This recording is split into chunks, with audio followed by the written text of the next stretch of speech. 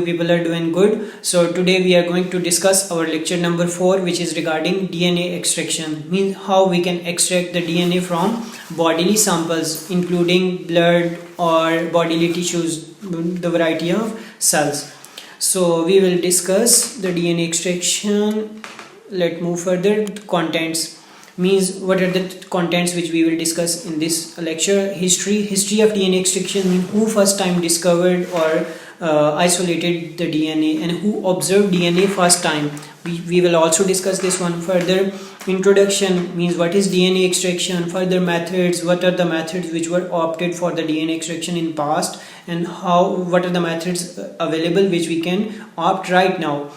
Requirements means what are the requirements which we require to go for the DNA extraction. Further procedure and quantification and conclusion. These are the contents which we will discuss. Okay, history. First means what was the history of DNA extraction? Who first time discovered the DNA in past?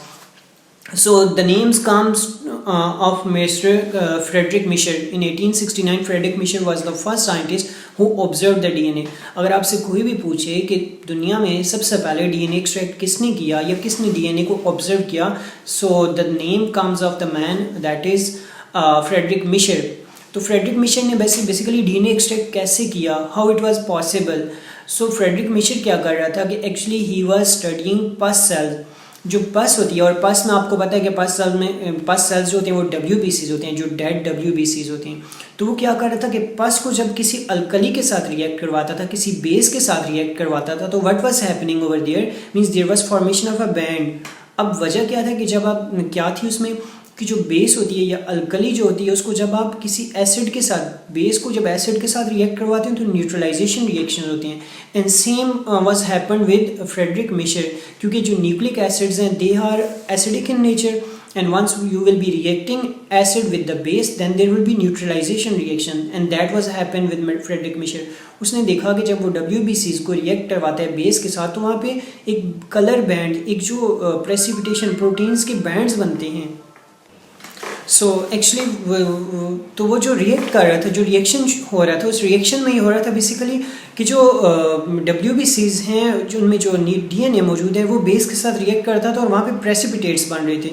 तो that confirm and the Frederick Miescher name those proteins as nuclei, और nuclein उसने उनको नाम दिया उन proteins को, और बाद में उसके स्टूडेंट ने उनको न्यूक्लिक एसिड का नाम दे दिया, right. So in next step we will discuss. Later on in 1958 Michelson and Stahl developed a full function protocol for DNA extraction. तो Michelson और Stahl ने क्या किया कि उन्होंने DNA extraction के लिए एक full protocol बता दिया, और साथ में उन्होंने ये भी प्रूव किया कि DNA replicates in the form of semi conservative fashion, कि DNA की जो replication है वो semi conservative method में, वे में होती है, ठीक है. अब उन्होंने क्या किया था कि नाइट्रोजन के N14 और N15 आइसोटोप्स यूज़ किए और दो डिफरेंट सैंपल्स दिए, सेलुलर सैंपल्स, और उसने क्या देखा कि जब वो जिस सैंपल में उसने नाइट्रोजन 14 और फिर उसी में नाइट्रोजन 15, एक ही सैंपल में जब दोनों नाइट्रोजन के आइसोटोप्स उसने ऐड किए तो देखा कि जब वो DNA की रेप्लिकेशन हुई तो उसमें उसके पास जो फर्दर DNA के स्ट्रैंड्स बने, जो डॉटर स्ट्रैंड्स थे, वो हाइब्रिड स्ट्रैंड थे जिसमें N14 के आइसोटोप्स भी मौजूद थे और N15 भी नाइट्रोजन मौजूद था. तो it's mean DNA replicates in the form of semi conservative fashion. This was actually proved by Michelson and Stahl experiment. और इसके बाद हम लोग पास the density gradient centrifugation protocol was the first protocol described by isolating DNA from E. coli bacteria. तो density gradient centrifugation protocol भी बनाया गया जिससे हम DNA एक्सट्रैक्ट कर सकते हैं, और E. coli से DNA सक्सेसफुली एक्सट्रैक्ट किया गया. इसमें क्या होता है कि आप हाई स्पीड सेंट्रीफ्यूगेशन या जिसे अल्ट्रा सेंट्रीफ्यूगेशन कहते हैं, इस तरह से जो सेलुलर कंटेंट है जिसमें सेलुलर प्रोटीन्स आ जाती हैं और फिर DNA उनको डिफरेंट डेंसिटी के बिहाफ पे आइसोलेट किया जाता है, सेपरेट किया जाता है, और फिर वहाँ से जो प्रेसिपिटेट्स होते हैं उनको डिस्कार्ड कर दिया जाता है और पैलेट्स, जो DNA पैलेट्स की फॉर्म में होता है, उसको आप आइसोलेट कर लेते हैं. Okay, what is the introduction, mean what is DNA extraction in journal. So DNA extraction, extracting DNA from the cell, this is the simplest explanation for DNA extraction. Isolation of DNA by breaking a cell membrane and nuclear membrane with the help of chemicals, enzymes or physical disruption is defined as DNA extraction. क्या आपके पास ये एक cell है, cell की ये cellular membrane है और ये न्यूक्लियर मेम्ब्रेन है और ये इसके अंदर DNA मौजूद है. तो आपका काम क्या है कि फर्स्ट आपने इस सेल मेम्ब्रेन को रप्चर करना है, ब्रेक करना है, फिर न्यूक्लियर मेम्ब्रेन को, और फिर न्यूक्लिक एसिड इसमें से बाहर आ जाएगा. तो यहाँ पे देखें कि सेल मेम्ब्रेन को रप्चर करने के लिए आपको पहले क्या चाहिए होंगे, केमिकल्स चाहिए होंगे, और फिर न्यूक्लियर मेम्ब्रेन को रप्चर करने के लिए डिफरेंट केमिकल होंगे। फिर आपके पास यहाँ पे जो न्यूक्लिक एसिड या डीएनए जो साइटोप्लाज्म में एक्सपोज हो गया, इसको क्या करना है कि आपने साल्ट्स यूज़ करने हैं और इसको प्रोटेक्ट करना है फ्रॉम साइटोप्लाज्मिक प्रोटीन, और फिर जो साइटोप्लाज्मिक प्रोटीन है उनको आपने प्रेसिपिटेट कर लेने, अलहदा कर लेने, और डीएनए को अलहदा कर लेने। तो this is actually a way of DNA extraction. Means what are the steps of DNA extraction? Laces of cell wall or cell membrane. In case of bacterial cell, you need to lyse the additional cell wall as well. Chemical disruption means you can use chemicals, enzymes, and mechanical disruption. These are the methods which you can use for the laces of cell membrane to whom you are going to isolate the DNA. Laces of nuclear membrane, chemical laces, enzymatic laces, these are some methods which you can choose for the laces of nuclear membrane. Sodium deutesyl sulfate is usually used for the rupturing nuclear membrane. Further, removing cellular debris, you need to go for centrifugation and you need to add phenol to remove cellular debris. This is a process. Okay, next. Methods means what are the different methods available for the DNA extraction की कितने methods हमारे पास DNA extraction के अभी तक मौजूद हैं और इनमें से सबसे अच्छा कौन सा है। और डीएनए एक्सट्रैक्शन के मेथड्स में हम लोगों के पास केमिकल डीएनए एक्सट्रैक्शन मेथड्स आते हैं और फिजिकल डीएनए एक्सट्रैक्शन मेथड्स आते हैं। केमिकल डीएनए एक्सट्रैक्शन में ऑर्गेनिक डीएनए एक्सट्रैक्शन मेथड्स और inorganic. Organic DNA extraction methods में हम जो ऑर्गेनिक सॉल्वेंट्स हैं वो यूज़ करते हैं, और इनऑर्गेनिक में प्रोटीनेज के होता है, silica gel based DNA extraction method और साल्टिंग आउट मेथड्स हैं। तो हर एक जो मेथड है इसकी अपनी लिमिटेशंस भी हैं और बेनिफिट्स, पोटेंशियल बेनिफिट्स भी हैं। और फिजिकल डीएनए एक्सट्रैक्शन में magnetic bead DNA extraction method, paper DNA extraction method, so ये मेथड्स क्लिनिकल सेटिंग्स में यूज़ किए जाते हैं स्पेसिफिक स्टडीज़ के लिए।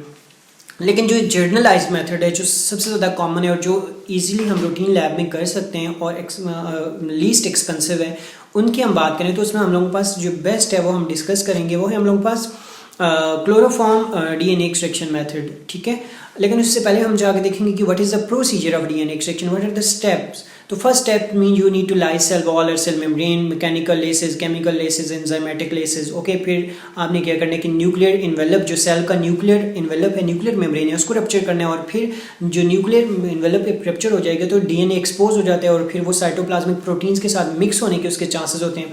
तो आपने क्या करना है कि साइटोप्लाज्मिक प्रोटीन्स को रिमूव कर देना है ताकि वो डीएनए के साथ मिक्स ना हो, और इसके लिए आप फिनॉल या आपके पास कुछ बफर्स होते हैं, buffers are used for the removal of proteins.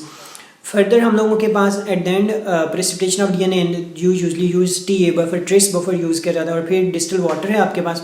Distal water is actually used to prepare a desired we can say solution of the DNA, कि डीएनए की कितनी कंसंट्रेशन आपको चाहिए, कितना चाहिए, उसकी क्वांटिटी को क्वांटिटी के अकॉर्डिंग आप उसमें डिस्टल वाटर ऐड करके सस्पेंशन बना लेते हैं, राइट।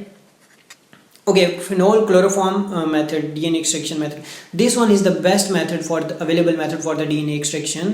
Okay, इसमें हम कौन कौन से केमिकल्स यूज़ करते हैं? लेसिस बफर होता है, फिनॉल होती है, क्लोरोफॉर्म होते हैं, उसमें लेसिस बफर कंटेन्स ट्रेस होता है, ट्रिस अमाइनो मीथेन। ट्रिस का जो बेसिकली नाम है, इसकी एब्रीविएशन ट्रिस से मतलब है ट्रिस अमाइनो मीथेन, और इसकी pH 8.4 होती है। सम हाउ बेसिक होती है कि तो न्यूक्लिक एसिड डीएनए है जो वो एसिडिक इन नेचर है, तो ट्रिस की pH बेसिक है। Once they will be reacting there will be chances of some neutralization reactions, and then there will be for laces of cellular membrane, कि जो cellular membrane है उसको भी rupture करने में आसानी होती है।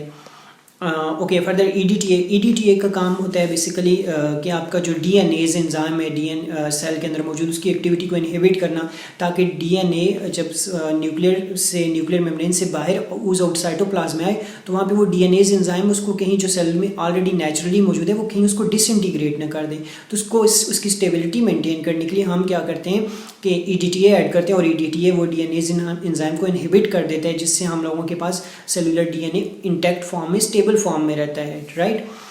MgCl2, NaCl, sodium deutesyl sulfate and other salts, these are actually the reagents which are used in phenol chloroform DNA extraction method. Now we will discuss what is the role of these chemicals which we mentioned. First, trace DNA is pH sensitive. This buffer maintains the pH of the solution. Also, it interacts with the polypolysaccharide. So actually, trace का काम क्या होता है कि जो cellular membrane है उसको disrupt करना, उसको सेलुलर मेम्ब्रेन को डिस्टर्ब करना, उसमें पोर्स क्रिएट करना। जब सेलुलर मेम्ब्रेन्स में पोर्स क्रिएट होंगे तो it will become weak and it will disintegrate. In next step what we will be doing, we will be able to attack on the nuclear membrane. And how we can attack on the nuclear membrane? By using SDS, sodium deutesyl sulfate. So sodium deutesyl sulfate breaks the nuclear membrane and then DNA will be exposed. And then we use EDTA. EDTA का काम ये होता है कि DNAs की activity को inhibit कर दे। I already discussed. Okay इसके बाद होता है NaCl, सोडियम क्लोराइड। हम क्यों ऐड करते हैं? सोडियम क्लोराइड इस वजह से ऐड किया जाता है कि हम लोगों के पास जो DNA है उस पर नेगेटिव चार्ज है। जब DNA साइटोप्लाज्म में आता है, न्यूक्लियस से बाहर आएगा, तो वहाँ पे क्या होता है कि उस पर नेगेटिव चार्ज होता है। It can react with cytoplasmic proteins for somehow. So to remove the charge on the DNA we usually add NaCl। NaCl में जो सोडियम है उस पर स्लाइड पॉजिटिव चार्ज है और ये DNA के साथ बाइंड हो जाता है और जो DNA पे नेगेटिव चार्ज है उसको बैलेंस कर देता है, उसको न्यूट्रलाइज कर देता है। अब DNA रिएक्ट नहीं करेगा, इसकी वजह से वो स्टेबल फॉर्म में हम उसको आइसोलेट कर देते हैं। फर्दर है मैग्नीशियम क्लोराइड, MgCl2। MgCl2 क्या करता है कि जो आपकी सेल मेम्ब्रेन है उसमें लिपोपॉलीसेक्राइड्स मौजूद है, उस पर भी नेगेटिव चार्ज होता है।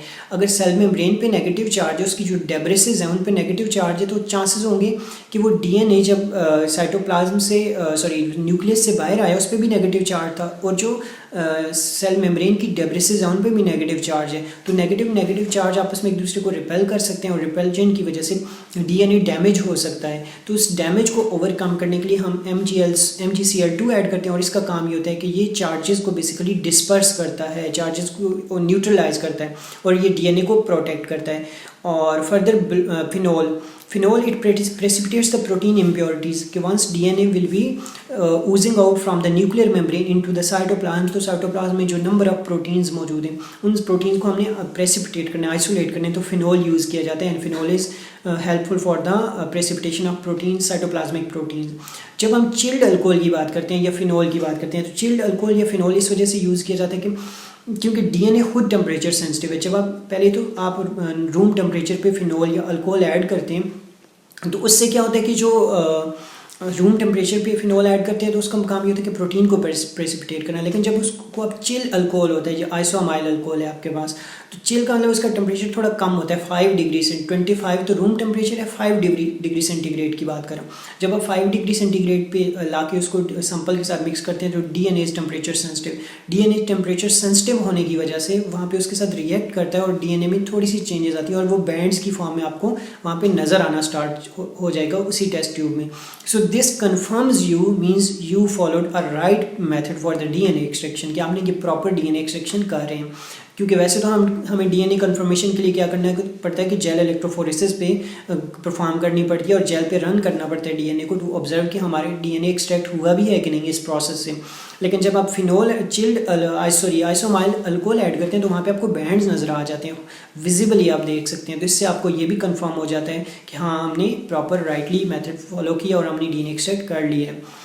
Finally the DNA is dissolve in TE buffer, Tris buffer में डिजॉल्व किया जाता है। Further because of the use of the organic solvent, this method is also named as organic solvent DNA extraction method, क्योंकि इसमें TE buffer हम use करें, ये TE solvent use करें और इसका काम ये होता है कि जो DNA उसको स्टेबलाइज करना, और इसी वजह से हम कहते हैं कि ये जो organic solvent DNA extraction method भी इसको कहते हैं phenol chloroform DNA extraction method को। So this one is the best available method for the DNA extraction. In next lecture we will discuss the DNA quantification, means if we have isolated the DNA then how we can quantify the DNA, so how we can measure the exact quantity of DNA. So stay tuned. If you have any question, post your question in comment box and I will upload the next lecture very soon. So stay tuned. Take care. Allah Hafiz.